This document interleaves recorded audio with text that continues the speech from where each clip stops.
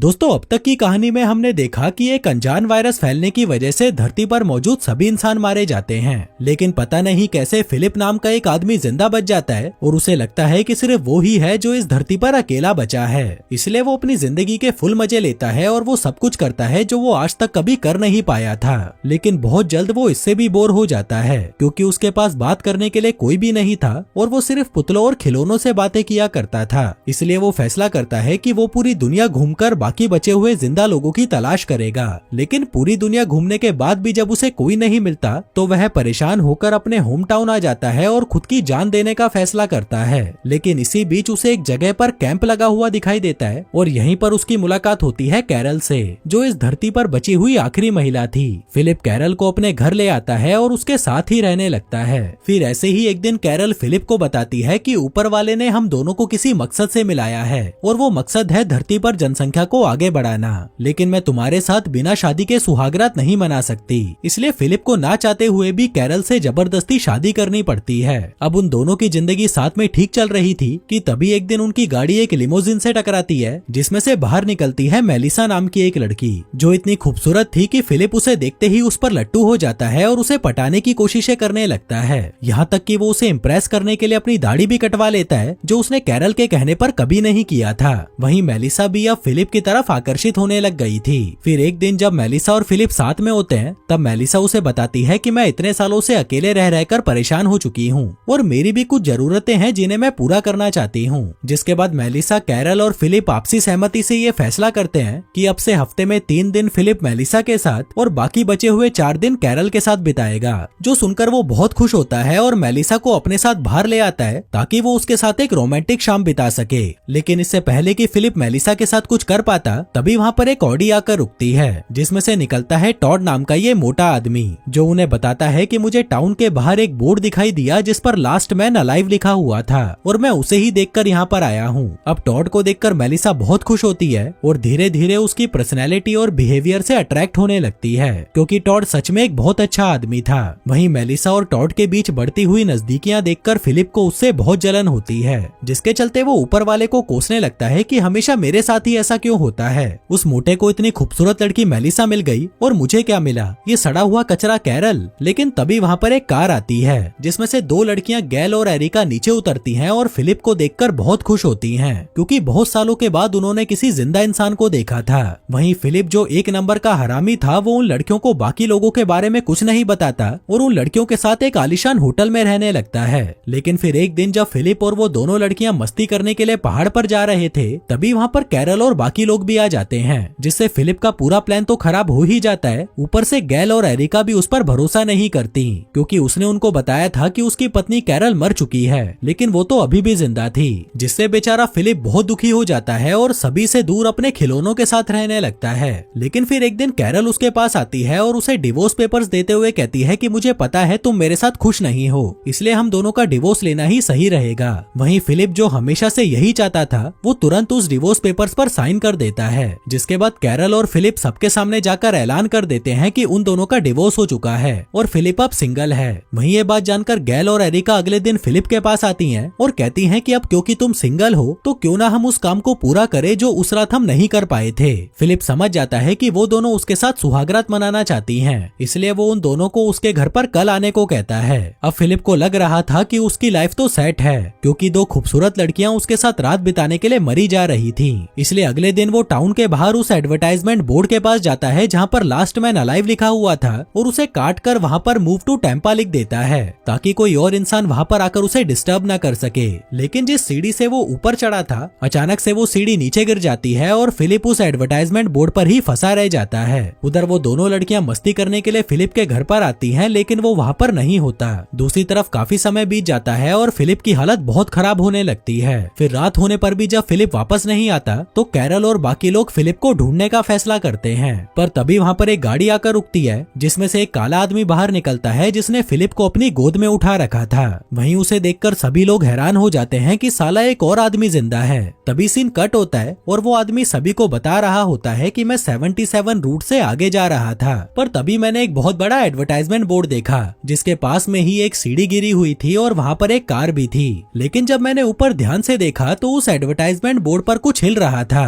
फिर मैंने ऊपर जाकर चेक किया तो ये गधा कच्छे में वहाँ पर पड़ा हुआ था। तभी कैरल उसे थैंक यू कहती है और उससे उसका नाम पूछती है। कालिया कहता है कि मेरा नाम बोरिस है, मैं नॉर्थ कैरोलिना में पला बड़ा और मिलिट्री में एक मैकेनिक था। जो सुनकर फिलिप कहता है कि अरे मैं भी तो मिलिट्री में था, लेकिन कोई भी उसकी बात पर ध्यान नहीं देता क्योंकि सबको पता था कि वो एक नंबर का झूठा आदमी है। तभी टॉड उसे देखकर कहता है कि मैं इस खूबसूरत लड़की मेलिसा का बॉयफ्रेंड टॉड हूँ। दरअसल टॉड ने ऐसा इसलिए कहा ताकि बोरिस मेलिसा पर लाइन ना मारने लग जाए। तभी बोरिस पूछता है कि तुम लोगों में से टेम्पा कौन जा रहा था, क्योंकि उस बोर्ड पर मूव टू टेम्पा लिखा हुआ था। तभी गेल फिलिप से पूछती है कि तुमने उस बोर्ड पर ऐसा क्यों लिखा। फिलिप कहता है कि यार मैं तो बस मजाक कर रहा था। जो सुनकर वो सभी समझ जाते हैं कि ये गधा नहीं सुधरने वाला, इसलिए वो उठकर अपने अपने घर चले जाते हैं और अपना फिलिप मुंह लटकाकर वहीं बैठा रहता है। कहता है कि यार अब तो मेरे हाथ से वो दोनों लड़कियां भी गई, लगता है कि मुझे फिर से हाथ गाड़ी चलाकर ही काम चलाना पड़ेगा। उधर घर पर टॉड एरिका से कहता है कि वो बोरिस तो दिखने में बहुत हैंडसम है, जो कहकर वो दारू पीने लगता है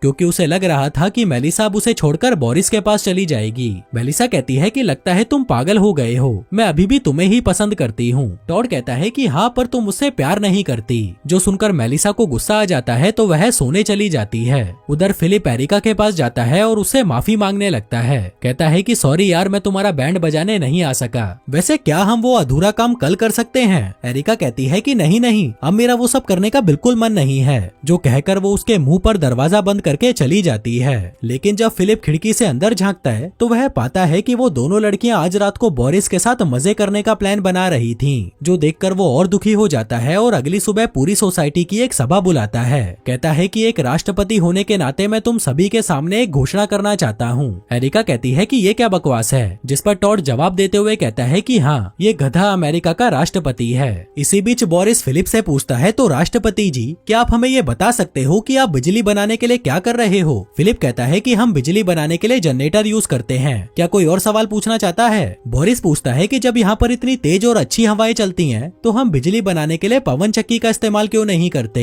मेलिसा कहती है क्योंकि हमें उसे बनाना नहीं आता। बोरिस कहता है कि तुम उसकी चिंता मत करो, वो सब कुछ मैं देख लूंगा। जो सुनकर मेलिसा उससे बहुत इम्प्रेस हो जाती है। लेकिन वहीं टॉड को बोरिस से जलन होने लगी थी, जैसी जलन कभी फिलिप को टॉड से हुआ करती थी, इसलिए वो उठकर वहाँ से चला जाता है। फिर रात को फिलिप कैरल से मिलने आता है और उसे नए कपड़ों में देखकर चौंक जाता है। पूछता है कि तुमने ऐसे कपड़े क्यों पहन रखे हैं। मेलिसा कहती है कि मेरा मन कर रहा था तो मैंने पहन लिए। वो कहता है कि ठीक है कोई बात नहीं, पर क्या तुम मेरी पीठ पर ये थोड़ी सी दवाई लगा दोगी, धूप की वजह से मेरी पीठ झुलस गई है। मेलिसा कहती है सॉरी पर मैं ये नहीं कर पाऊंगी क्योंकि मुझे ये एप्पल पाई बोरिस को देने जाना है। फिलिप पूछता है कि क्या तुम उस कालिये को पसंद करने लगी हो। मेलिसा पूछती है क्यों, क्या तुम्हें जलन हो रही है। फिलिप कहता है नहीं तो मुझे क्यों जलन होने लगी। जिसके बाद मेलिसा उसे गुड नाइट बोलकर वहाँ से चली जाती है। फिर अगली सुबह सभी लोग गाय के पास इकट्ठा होकर ये डिस्कस कर रहे थे कि वो इस गाय को नीचे कैसे उतारें। तभी बोरिस उस गाय को एक थपकी देता है जिससे वो गाय दौड़ती हुई नीचे आ जाती है। जो देखकर वो सभी लड़कियां बोरिस की तारीफों के पुल बांधने लग जाती हैं। वहीं फिलिप और टॉड की बोरिस से गंदी वाली जलने लगी थी। आगे फिलिप चाय बनाने के लिए गाय के पास दूध लेने जाता है, जहाँ पर वो उस गाय को एक नए बाड़े में देखकर कैरल से पूछता है कि ये बाड़ा किसने बनाया। वो कहती है कि हमारे प्यारे सबके दुलारे बोरिस ने। जो सुनकर फिलिप की जलकर कोयला हो जाती है तो वह पूछता है कि कल रात को तो तुम उसके साथ ही थी ना, तो फिर क्या क्या हुआ तुम लोगों के बीच। कैरल पूछती है क्यों, तुम्हें जलन हो रही है। वो कहता है कि नहीं मैं किसी से नहीं जलता। उधर बोरिस जब जनरेटर ठीक कर रहा था तभी गैल और एरिका उसके पास आकर उसे लाइन देने लगती हैं। इसी बीच वहाँ पर फिलिप और कैरल भी आ जाते हैं। तभी कैरल बोरिस से पूछती है कि आजकल तुम कहाँ रह रहे हो। वो कहता है कि मैंने अभी तक कुछ सोचा नहीं। फिलिप कहता है कि तुम मेरे साथ आकर रह सकते हो, हम दोनों भाई भाई साथ में खूब मजे करेंगे। बोरिस कहता है कि ठीक है मैं तुम्हारे साथ रह लूंगा। आगे फिलिप के घर पर जब बोरिस नहाने के लिए अपने कपड़े उतारता है तभी उसकी शानदार बॉडी देखकर फिलिप का मुंह खुला का खुला रह जाता है। जिसके अगले दिन से वो भी बॉडी बनाने के लिए पुशअप मारने लग जाता है। लेकिन 10-12 पुशअप्स मार के ही उसे ऐसा लगने लगता है कि उसकी बॉडी बन चुकी है, इसलिए वो अपनी बॉडी दिखाने के लिए बोरिस के पास आता है, जो उसे देखकर कहता है कि भाई तू ऐसे नंगा क्यों घूम रहा है, जाकर कपड़े पहन ले। फिलिप कहता है कि कल तू भी तो मुझे अपनी बॉडी दिखा रहा था। बोरिस कहता है कि तू पागल वागल है क्या, मैं तो नहाने जा रहा था। फिलिप कहता है कि हाँ तो मैं भी नहाने ही जा रहा हूँ, तेरे को क्या लगा मैं यहाँ पर अपनी बॉडी दिखाने आया हूँ। उधर टॉड मेलिसा से मिलने उसके घर पर जाता है और कहता है कि आजकल तुम उस बोरिस के साथ खूब मौज मस्ती कर रही हो, लेकिन अगर तुम चाहती हो कि हम दोनों हमेशा साथ में रहें तो तुम उसके साथ घूमना बंद कर दो। मेलिसा कहती है कि देखो हम दोनों ने साथ में बहुत अच्छा समय बिताया है। लेकिन इससे पहले कि वो आगे कुछ कहती, टॉड कहता है कि मुझे पता है तुम क्या कहना चाहती हो, लेकिन इससे पहले कि तुम मुझसे ब्रेकअप करो मैं खुद तुमसे ब्रेकअप करता हूँ। वो कहती है कि ठीक है, लेकिन मैं तुमसे ये तो नहीं कहने वाली थी, लेकिन ठीक है जैसी तुम्हारी इच्छा, जो कहकर वो दरवाजा उसके मुंह पर बंद कर देती है। उधर गैल बोरिस को पटाने के लिए और उसके साथ समय बिताने के लिए उससे अपनी आइसक्रीम मशीन ठीक करवा रही होती है। लेकिन तभी एरिका और कैरल भी वहाँ पर पहुँच जाती हैं, जिसमें एरिका उसके लिए कुछ खाना बना कर लाती है और कैरल उसके लिए अपने हाथों से बनाया हुआ एक स्कार्फ लेकर आती है, जो स्कार्फ बोरिस को बहुत पसंद आता है। वहीं दूसरी तरफ हम टॉड और फिलिप को देखते हैं, जो एक दूसरे से अपना दुख बांट रहे थे कि उस कालिए के आते ही कोई भी हमारी इज्जत ही नहीं कर रहा। टॉड कहता है कि हाँ यार, मेलिसा तो मुझे छोड़कर भी चली गई, वैसे तुझे क्या लगता है वो बोरिस मेलिसा को पटा सकता है? फिलिप कहता है कि हाँ भाई, वो बिल्कुल पटा सकता है और क्या पता वो उसके साथ सुहागरात भी मना ले। फिर रात को पूरी सोसाइटी की बैठक होती है, जहाँ कैरल सभी को बताती है कि बोरिस के आने के बाद हमारी जिंदगी बहुत आसान हो चुकी है। जो बात सुनकर फिलिप को बिल्कुल भी अच्छा नहीं लगता, तो वह बोरिस से कहता है कि भाई मैं तेरी सारी प्लानिंग समझता हूँ, तू सभी को अपनी तरफ कर रहा है ताकि अमेरिका का राष्ट्रपति बन सके। बोरिस कहता है कि नहीं भाई, मुझे राष्ट्रपति नहीं बनना। फिलिप कहता है कि भाई तू बन भी नहीं सकता, क्योंकि अब इलेक्शन 4 साल बाद होंगे। तभी एरिका कहती है कि 4 साल का इंतजार करने की क्या जरूरत है, हम अभी वोटिंग कर लेते हैं और मैं वोट देती हूँ काले बोरिस को, जिसके साथ ही सभी लोग भी उसी को ही वोट करते हैं। जिसके बाद फिलिप को हटाकर नया राष्ट्रपति काले बोरिस को बना दिया जाता है। अब बोरिस सभी से पूछता है कि हम लोगों के पास बहुत सारी खाली जमीनें हैं, तो किसी ने फसल उगाने के बारे में क्या सोचा है? तभी फिलिप जल्दी से कहता है कि साले तूने मेरा आइडिया चुरा लिया, क्योंकि मैं पहले से ही एक खेत पर काम कर रहा हूँ। लेकिन किसी को भी उसकी बात पर यकीन नहीं होता, क्योंकि वो साला हमेशा झूठ ही बोलता आ रहा था। बोरिस कहता है कि ठीक है, फिर मैं तुम्हारे खेत देखना चाहूंगा। फिलिप कहता है अरे भाई, वो पेड़ पौधे रात को आराम कर रहे होंगे और हमें उन्हें आराम करते हुए डिस्टर्ब नहीं करना चाहिए। बोरिस कहता है कि ठीक है, फिर मैं उन खेतों को कल सुबह देखूंगा। जिसके बाद सभी लोग सोने चले जाते हैं और फिलिप पूरी रात खेतों में गधा मजदूरी करने लगता है। जो सब करते हुए उसे सुबह हो जाती है, तो वह जोर जोर से चिल्लाकर सबको अपना खेत देखने के लिए नीचे बुलाता है। तभी टॉड उसके पास दौड़ता हुआ आता है और कहता है कि भाई हम तो बर्बाद हो गए, उस काले बोरिस ने रात में ही सभी लड़कियों को रगड़ दिया। जो सुनकर फिलिप के तो होश ही उड़ जाते हैं। जिसके बाद वो सीधा कैरल के पास जाता है और कहता है कि मुझे तो यकीन ही नहीं हो रहा कि तुम ऐसा घटिया काम भी कर सकती हो। कैरल कहती है तो क्या हो गया, हमें तो बहुत मजे आए। इसी बीच मेलिसा भी वहाँ पर आती है और कहती है कि वाह बोरिस, तुमने पानी का गीजर ठीक करके बहुत अच्छा काम किया। जो सुनकर फिलिप खुश हो जाता है कि इस कालिए ने तो किसी के साथ कुछ भी नहीं किया। आगे वो फिलिप के साथ खेत देखने जाता है और कहता है कि भाई फिलिप, मानना पड़ेगा, तूने बहुत अच्छा काम किया है। फिर उसी रात हम देखते हैं कि बोरिस और कैरल साथ में सुहागरात मना रहे हैं, पर कैरल यहाँ पर भी अपनी बकबक करने से बाज नहीं आती। लेकिन बोरिस को ये सब बहुत अच्छा लग रहा होता है। वहीं नीचे गैल और एरिका को कैरल की चिल्लाने की आवाजें आ रही थी, जो सुनकर उन्हें बिल्कुल भी अच्छा नहीं लगता। साथ ही वो आवाजें इन दोनों को भी आ रही थी, तो ये दोनों सदमे में चले गए थे। फिलिप कहता है कि मैं बोरिस को मारना चाहता हूँ। टॉड कहता है कि भाई मैं भी तेरे साथ हूँ। फिर अगले दिन बोरिस सोलर पैनल से बिजली बनाने का काम कर रहा था, जिसको काम करते हुए वो दोनों दूर से देख रहे थे और प्लान बना रहे थे कि इस कालिए को कैसे मारेंगे। लेकिन तभी टॉड घबरा जाता है और कहता है कि भाई मुझसे ये सब नहीं होगा, मैं किसी को मार नहीं सकता। फिलिप कहता है कि भाई तू इतनी टेंशन क्यों ले रहा है, उसको मारना बहुत आसान है। हम उसे घुमाने के बहाने रेगिस्तान में ले जाएंगे और उसे वहीं छोड़कर वापस आ जाएंगे, जिसके बाद वो खुद ही तड़प तड़प कर मर जाएगा। जो सुनकर टॉड उससे पूछता है कि फिर क्या तू मुझे भी उस दिन रेगिस्तान में मारने के लिए लेकर गया था? फिलिप कहता है कि हाँ, मैं तुझे मारना चाहता था, लेकिन मैंने वैसा कुछ किया तो नहीं ना। देख भाई, हम दोनों सच्चे दोस्त हैं। लेकिन टॉड ये सुनकर गुस्सा हो जाता है और उससे दोस्ती तोड़कर वहाँ से चला जाता है। जिसके बाद फिलिप कैरल से मिलने जाता है और उससे पूछता है कि क्या कुछ ऐसा है जो तुम मुझे बताना चाहती हो,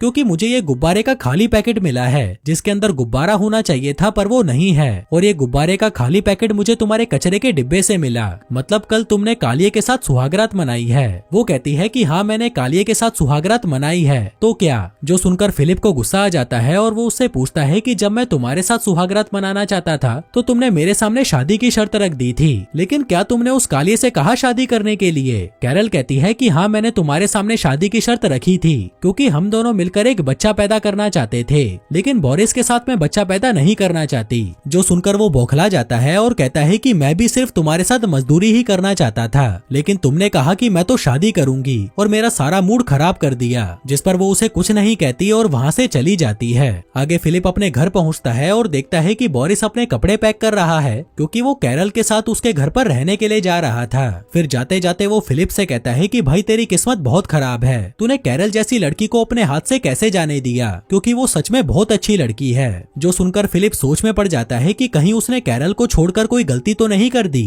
जिसके बाद वो कैरल को फिर से पटाने की कोशिश में जुट जाता है। वो उसके लिए फूल लेकर आता है और बहुत सारी ज्वेलरी भी लेकर आता है। साथ ही वो उसे बताता है कि मैंने तुम्हारे लिए एक गाना भी लिखा है। लेकिन इससे पहले कि वो उसे गाना सुनाता, तभी बोरिस वहाँ पर आ जाता है, जिस वजह से फिलिप को वहाँ से जाना पड़ता है। जिसके बाद रात हो जाती है और सभी लोग इकट्ठा होते हैं। यहाँ पर कैरल बोरिस को हीरो ऑफ द ईयर बताती है। कहती है कि हमारे बोरिस ने सोलर पैनल से बिजली बना ली है, जिस बिजली से वो पास में रखे हुए लैंप को जलाकर भी दिखाता है। जो देखकर वो सभी हैरान हो जाते हैं और कहते हैं कि फिर तो हम इसका इस्तेमाल करके एसी, फ्रिज, मिक्सर ग्राइंडर सब कुछ चला सकते हैं। लेकिन इस सबसे चिढ़कर फिलिप उस लैंप को नीचे गिरा देता है, जिससे वो टूट जाता है। फिलिप कहता है कि सॉरी यारो, ये गलती से गिर गया। लेकिन तभी बोरिस को उस पर गुस्सा आ जाता है और वो उसे कहता है कि साले तूने उसे जानबूझकर गिराया है ना, अब तू ही उसे उठाएगा और ठीक करेगा। फिलिप कहता है अबे कालिए, मैंने बोला ना कि मैंने उसे जानबूझकर नहीं गिराया है, और अगर गिराया भी है तो तू क्या उखाड़ लेगा मेरा। बोरिस कहता है कि चुपचाप उसे उठा।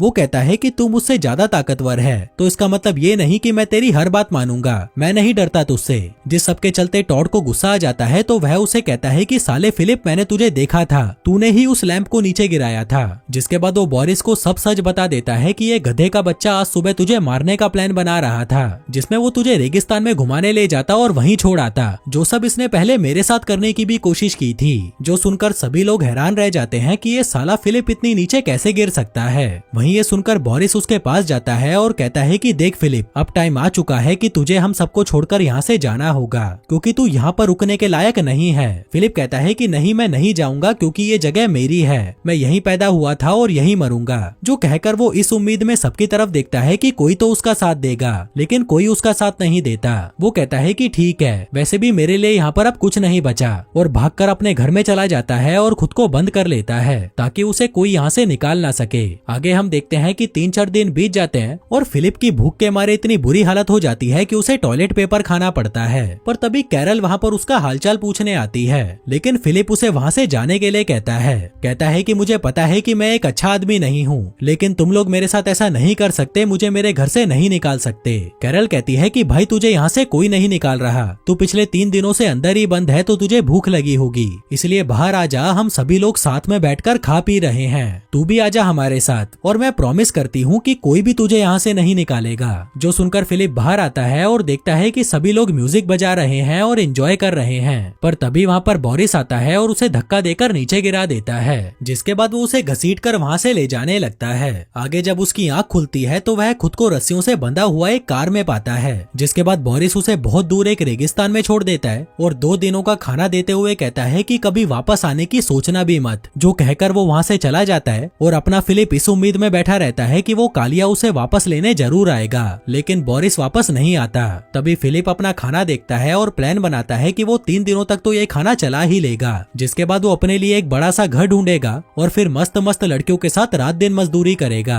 आगे 20 मिनट गुजर जाते हैं और हम देखते हैं कि उस गधे के पास अब खाने के लिए कुछ नहीं बचा, क्योंकि वो पिछले 3 दिनों से भूखा था, तो उसने सब कुछ खा लिया था। लेकिन अब बिना खाने के वो ज्यादा दिनों तक जिंदा नहीं रह पाएगा। फिलिप को पता था कि उसका मरना तय है, लेकिन यूं ही बैठे बैठे मरने से अच्छा वो वहाँ से खड़ा होता है और चलने लगता है। उधर दूसरी तरफ मेलिसा टॉड से मिलने आती है और कहती है कि यार मुझे नहीं पता था कि फिलिप ने तुम्हें मारने की कोशिश की थी, मुझे माफ कर दो, मैं तुमसे दूर हो गई थी। जिसके बाद वो दोनों पैचअप कर लेते हैं और एक दूसरे को किस करते हैं। वहीं फिलिप जो चलते चलते थक चुका था, वो सड़क पर ही लेट जाता है और सोने लगता है। लेकिन तभी कैरल उसे ढूंढती हुई वहाँ पर पहुँच जाती है, जो अपने साथ बहुत सारा खाने का सामान लेकर आई थी। कहती है कि ये सारा खाना मैं तुम्हारे लिए लेकर आई हूँ, क्योंकि वो थोड़ा सा खाना तुम्हें पूरा नहीं पड़ता। जो कहकर वो वहाँ से जाने लगती है, पर तभी वो उससे पूछती है कि क्या तुमने सच में मेरे लिए गाना लिखा था। वो कहता है कि हाँ मैंने लिखा था, और उसे गाकर सुनाने लगता है। जो गाना एकदम बकवास और घटिया था, पर उसने ये कैरल के लिए लिखा था, तो उसे ये बहुत पसंद आता है और वो उससे पूछती है कि बताओ फिर किस तरफ चलना है। फिलिप पूछता है कि क्या तुम मेरे साथ चलोगी। कैरल कहती है कि हाँ, क्योंकि तुम्हें मेरी जरूरत जो है। फिलिप पूछता है कि फिर उस काले बोरिस का क्या होगा। कैरल कहती है कि मैं किसी ऐसे इंसान इंसान के साथ तो नहीं रह सकती जो किसी दूसरे इंसान को मरने के लिए रेगिस्तान में छोड़ जाए। जिसके बाद वो दोनों फिर से कार में बैठते हैं और फैसला करते हैं कि उन दोनों को फिर से एक नई शुरुआत करनी चाहिए। जिसके बाद वो दोनों फिर से एक दूसरे को अपना नाम बताते हैं और किसी नई मंजिल की तरफ निकल जाते हैं। और हमें भी लगता है कि चलो इन 4 लंबे चौड़े वीडियोस के बाद फाइनली ये सीरीज खत्म हुई। लेकिन ना ना ना ना ना, हम पृथ्वी से ऊपर स्पेस में देखते हैं कि किसी स्पेस शटल में एक इंसान जिंदा बचा है जो धरती पर किसी जिंदा बचे हुए इंसान से कांटेक्ट करने की कोशिश कर रहा है। जिसका मतलब है कि इसके आगे की कहानी अभी बाकी है। और अपने फिलिप ने तो अभी तक सुहागरात भी नहीं मनाई। तो अगर आप लोग चाहते हो कि मैं इस सीरीज का अगला सीजन भी एक्सप्लेन करूं तो मुझे नीचे कमेंट करके बताओ। और अगर इस वीडियो पर 10,000 लाइक आ गए तो मैं तुरंत अगले सीजन पर काम करना शुरू कर दूंगा। धन्यवाद।